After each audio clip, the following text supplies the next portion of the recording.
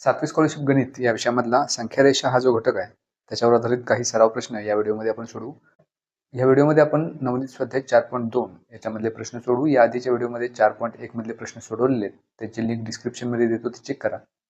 या व्हिडिओमध्ये नवनीत स्वाध्याय 4.2 मध्ये जे विचारलेले प्रश्न आहेत ते प्रश्न त्यांची उत्तरं सोप्यात सोप्या पद्धतीने कशी मिळवायची ते पाहू. सुरुवात पहिल्या प्रश्नापासून करू. हा पहिला प्रश्न, संख्या रेषेवर पी या बिंदूचा निर्देशक 4/7 आहे. बिंदू पी व क्यू यातील अंतर 9/7 आहे, तर क्यू चा निर्देशक किती? 4 पर्याय दिले. आता याच्यासाठी ही संख्या रेषा जर असेल तर याच्यावर पी बिंदू इथं समजा आहे, त्याचा निर्देशक दिलाय 4/7. आता क्यू हा बिंदू जो आहे तो क्यू बिंदू पी पासून 9/7 इतक्या अंतरावर आहे, पण तो नेमका कोणत्या बाजूला आहे ते दिलेलं नाही प्रश्नात. तो कदाचित उजव्या बाजूला असू शकतो किंवा डाव्या बाजूला सुद्धा असू शकतो. जर तो बिंदू उजव्या बाजूला असेल तर जेवढं त्या दोन्हीच्या मधलं अंतर आहे तेवढं अंतर आपल्याला 4/7 मध्ये मिळवायचं आहे, म्हणजे मग क्यू बिंदूचं निर्देशक मिळेल. आणि जर तो डाव्या बाजूला असेल तर तेच अंतर वजा करायचं आहे.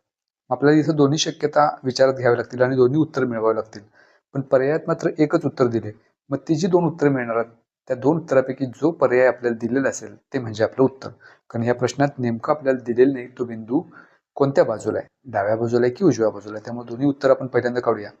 समजा तो बिंदू पीच्या उजव्या बाजूला असेल तर त्याचा निर्देशक काढायला 4/7 मध्ये आपल्याला 9/7 हे अंतर मिळवावं लागेल. जो समान छेद आहे तो एकदाच लिहूया आणि अंशांची बेरीज 9 आणि 4 13/7. म्हणजे क्यू बिंदू पी बिंदूच्या उजव्या बाजूला असेल तर त्या बिंदूचा निर्देशक होईल 13/7. पण 13/7 हा ऑप्शनच आपल्याला दिलेला नाही. याचा अर्थ बिंदू क्यू हा पीच्या उजव्या बाजूला हे अपेक्षित नाही.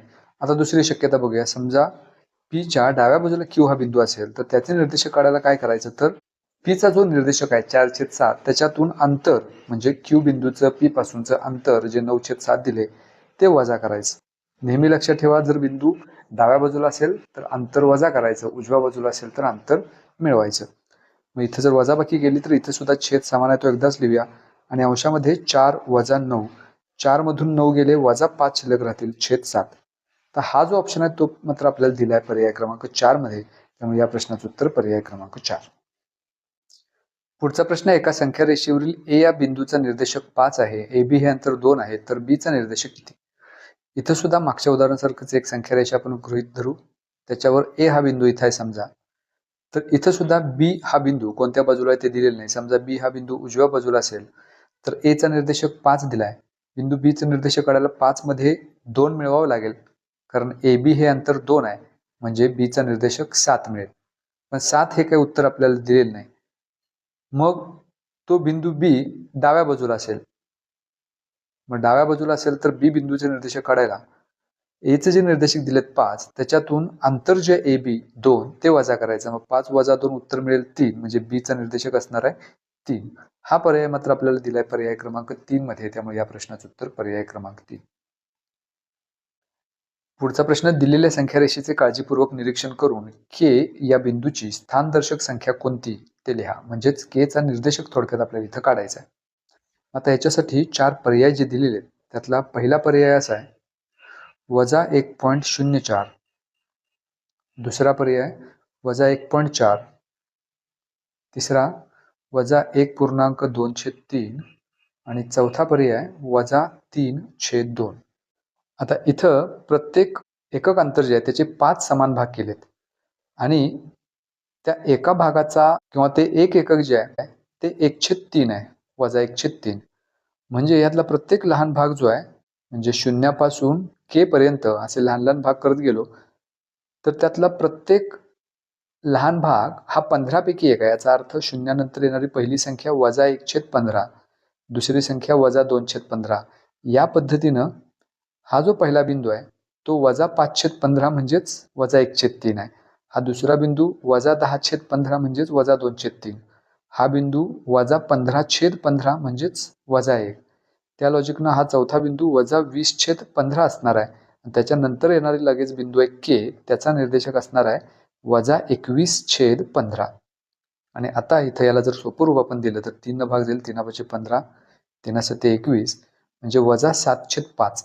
मग 5 न 7 ला भाग घालू, 5×1 = 5, 1चा भाग लागेल 2 शिल्लक राहील, 2ला भाग जात नाही म्हणून डेसिमल घेऊया, त्याच्याबद्दल एक 0, 5 चोक 20 आणि ही ऋण संख्या आहे त्यामुळं वजा 1.4 हा के या बिंदूचा निर्देशक असेल जे आपल्याला पर्याय क्रमांक 2 मध्ये दिले. त्यामुळे या प्रश्नाचं उत्तर पर्याय क्रमांक 2. पुढचा प्रश्न, या संख्या रेषेचे निरीक्षण करून लेंथ BD अधिक लेंथ CB वजा लेंथ AB बरोबर किती ते सांगा. आणि जे उत्तर शोधायचे आहे ते सुद्धा एखाद्या रेषाखंडाच्या लांबीच्या स्वरूपात दिलेलं आहे.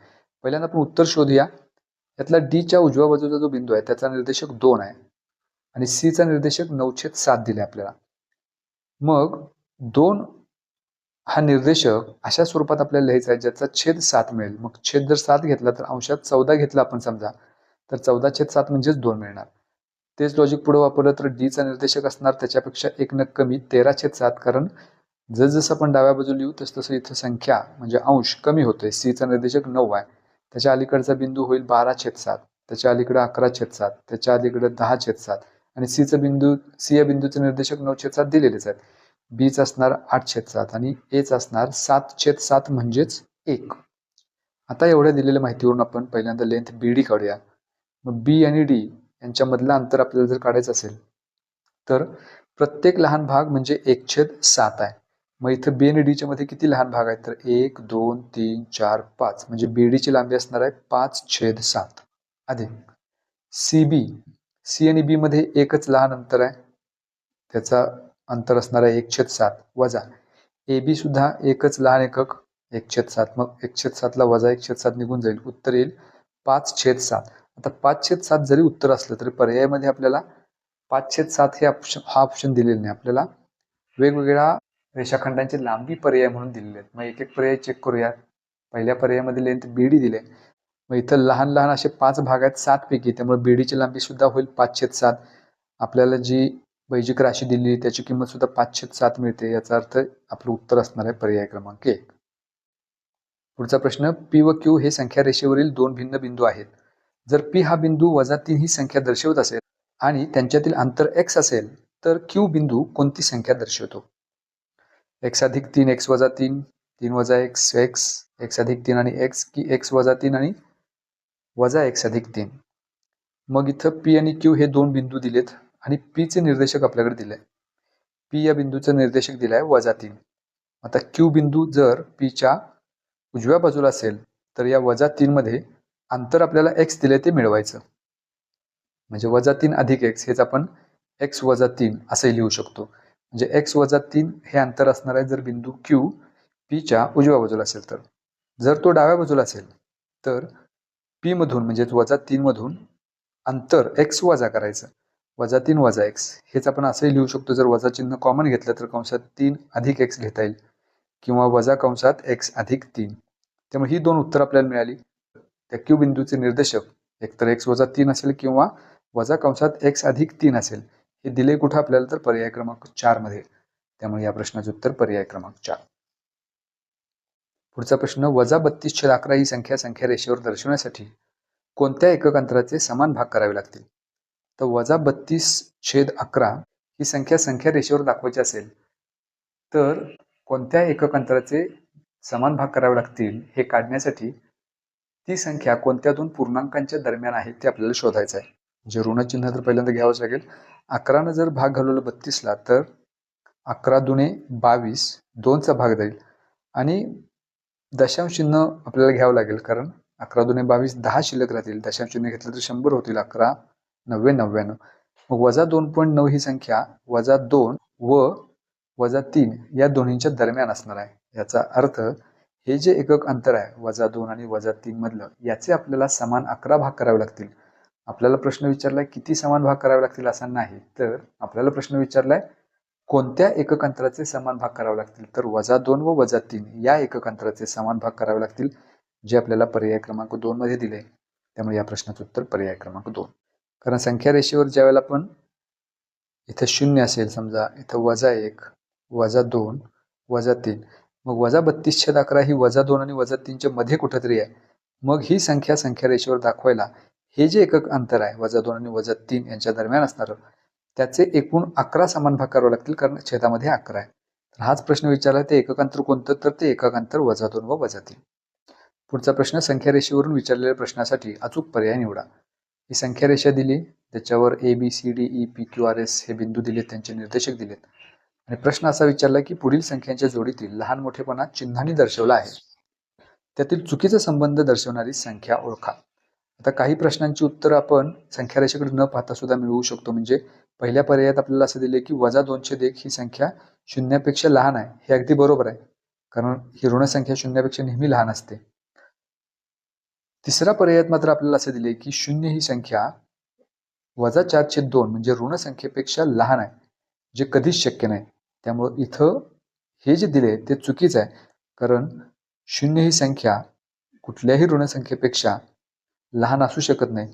तर 0 ही संख्या कुठल्याही ऋण संख्येपेक्षा मोठीच असते. आपल्याला चुकीचा संबंध शोधायचा आहे, जो पर्याय क्रमांक 3 मध्ये आपल्याला मिळाला. त्यामुळे इतर पर्याय चेक करण्याची आता गरज नाही, ते बरोबरच सगळे असणार आहेत. कारण चौथ्या पर्यायात ऋण संख्या धनसंख्येपेक्षा लहान दाखवलेली आहे, हे बरोबरच आहे. दुसऱ्या पर्यायात सुद्धा बरोबर असणार आहे. पहिल्या पर्यायात आपण पाहिलंच. त्यामुळे पर्याय क्रमांक 3 याच्यामध्ये जी जोडी दिलेली आहे ती चुकीची जोडी आहे. त्यामुळे आपलं उत्तर पर्याय क्रमांक 3.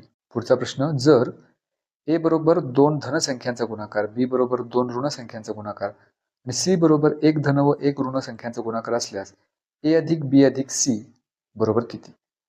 मग इथं 4 पर्याय दिलेत आणि त्याचं उत्तर धन असेल, ऋण असेल, धन किंवा ऋण असेल की 0 असेल, एवढंच आपल्याला द्यायचं आहे. ते उत्तर किती आहे ते आपल्याला काढायचं नाही. आपल्याला फक्त त्या उत्तराचं चिन्ह काढायचं आहे. मग इथं A म्हणजेच काय, तर 2 धनसंख्यांचा गुणाकार.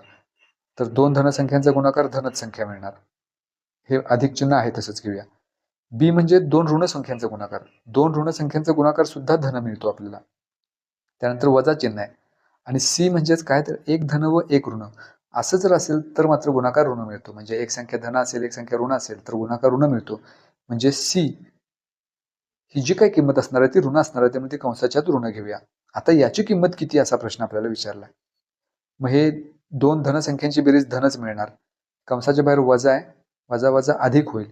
म्हणजे या सगळ्यांची बेरीज जी काय असणार आहे ती धनच मिळणार आहे. याचा अर्थ A अधिक B वजा C याचं उत्तर धन मिळेल, जे दिले आपल्याला पर्याय क्रमांक 1 मध्ये. त्यामुळे या प्रश्नाचं उत्तर पर्याय क्रमांक 1. पुढचा प्रश्न, पुढे दाखवलेल्या रेषेवरून एक माणूस A पासून D पर्यंत गेला, D पासून B पर्यंत आला व पुन्हा C पर्यंत गेला, तर तो मूळ स्थानापासून किती दूर गेला? हे 4 पर्याय आपल्याला दिलेले आहेत. आपण त्याचं नेमकं शेवटचं स्थान शोधूया. तो A पासून D या स्थानापर्यंत गेलाय, D पासून पुन्हा B पर्यंत आलाय आणि B पासून पुन्हा C पर्यंत गेलाय. म्हणजे त्याचं शेवटचं जे स्थान आहे ते C आहे आणि सुरुवातीचं जे स्थान आहे ते A आहे. A आणि C मधलं अंतर आपल्याला शोधायचं आहे. आता A आणि C मधलं अंतर शोधायला एकक अंतर जे आहे त्याचे 4 समान भाग केलेत. याचा अर्थ पहिला समान भाग 1/4 असेल, दुसरा 2/4, तिसरा 3/4, चौथा 4/4 आणि पाचवा 5/4.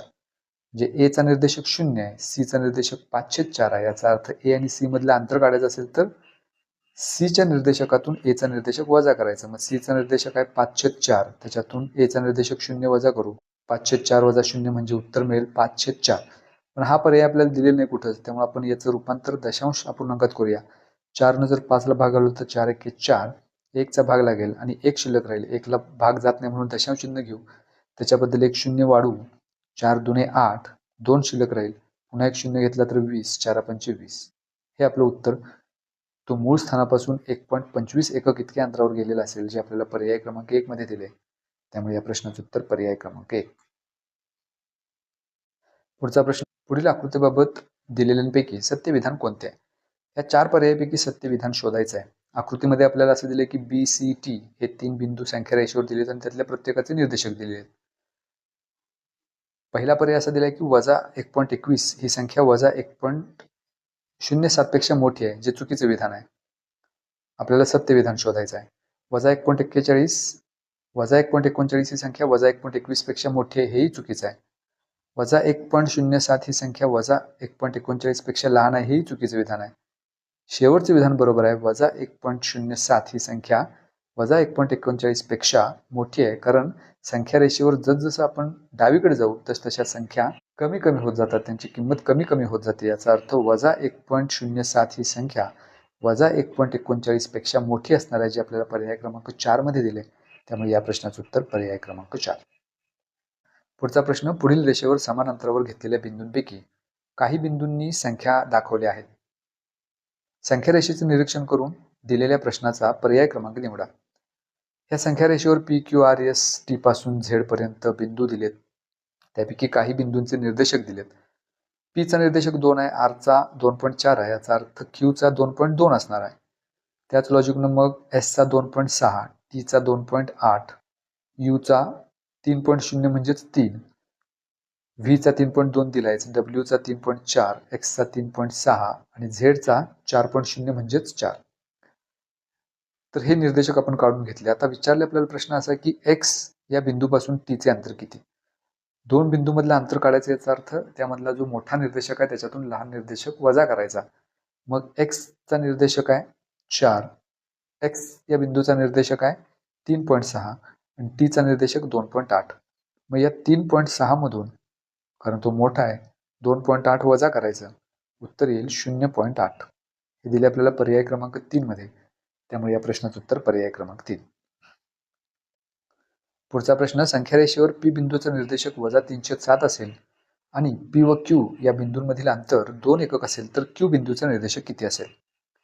पुन्हा एकदा एक संख्या रेषा आपण काढू, ज्याच्यावर पी बिंदू घेऊ, ज्याचा निर्देशक वजा 307 दिलाय. तर पी बिंदूच्या उजव्या बाजूला जर क्यू असेल तर क्यूचा निर्देशक काढायला वजा 307 मध्ये म्हणजेच पी बिंदूच्या निर्देशकामध्ये जे अंतर दिले ते मिळवायचं, म्हणजे मग क्यू बिंदूचे निर्देशक मिळेल जर तो उजव्या बाजूला असेल तर. आता इथं 2चा छेद काय नाही, म्हणजे तो 1 आहे, तिरकस गुणाकार करावा लागेल. वजा 3 गुणिले 1 वजा 3 अधिक 7 गुणिले 2 14 छेद 7 एके 7. वजा 3 अधिक 14 उत्तर 11 छेद 7 मिळेल. पण हा पर्याय आपल्याला दिलेला नाही या चारपैकी कुठंच, त्यामुळं क्यू हा बिंदू पीच्या उजवीकडे नाही.